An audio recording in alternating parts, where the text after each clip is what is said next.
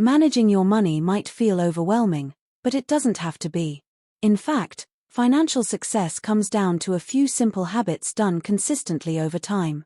You don't need to be a math genius or have a six-figure salary to take control of your finances. You just need to understand where your money is going, make a plan for it, and stick to that plan as best you can.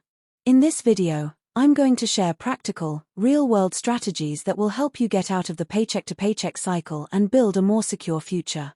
The first step is knowing exactly where your money is going. Most people underestimate how much they spend in certain areas, especially on small purchases. Start by tracking every expense for at least 1 month. Write it down in a notebook, use a budgeting app, or keep a spreadsheet. The goal isn't to judge yourself, but to see the truth. You might be shocked at how much you spend on takeout, subscriptions, or impulse buys. Awareness is the foundation of good financial management. You can't fix what you don't measure. Once you know your spending habits, it's time to create a budget. A simple and effective method for beginners is the 50-30-20 rule.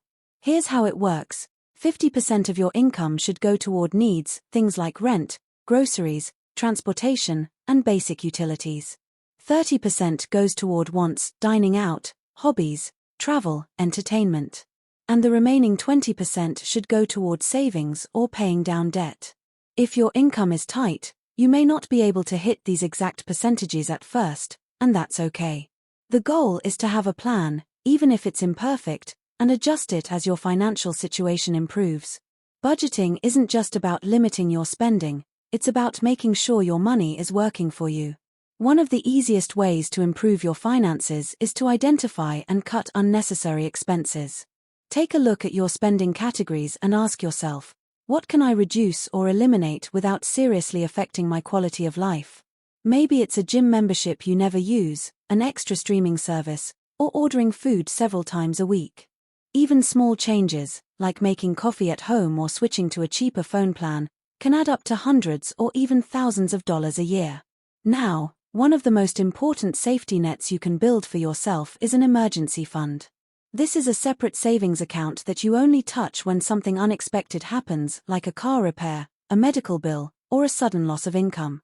Experts recommend saving 3 to 6 months' worth of living expenses, but if that feels impossible, start small.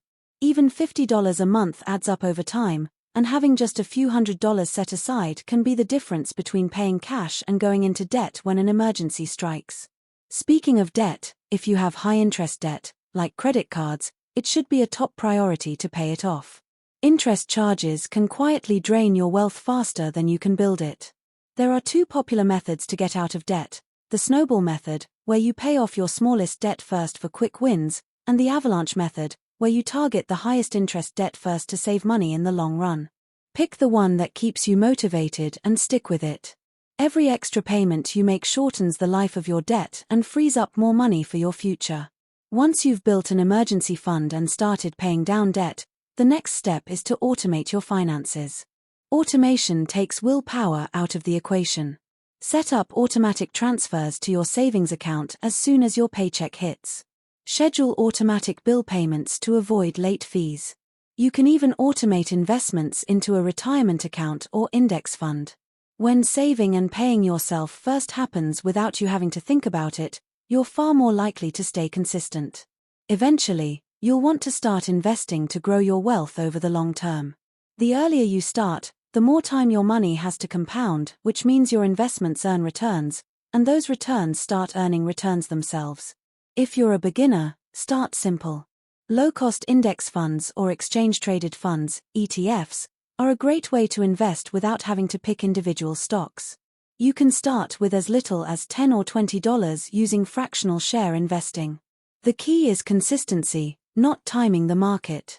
Finally, one of the biggest traps that can undo all your hard work is lifestyle inflation. This happens when your expenses grow as your income grows. You get a raise, and suddenly you're in a nicer apartment, driving a newer car, and spending more on luxuries. While it's fine to enjoy the benefits of your hard work, don't let every increase in income turn into an increase in expenses. Instead, use part of that raise to boost your savings and investments. This is how people who make average incomes end up retiring comfortably, while high earners still struggle. Managing your money is not about perfection, it's about progress. Even small improvements, like tracking your expenses or automating your savings, can have a massive impact over time. The sooner you start, the sooner you'll see the results and the more control you'll have over your life. Remember, your money is a tool. If you use it wisely, it can give you freedom, security, and the ability to focus on what truly matters. So start today, and take the first step toward a better financial future. If you'd Liko, you want me to do that next.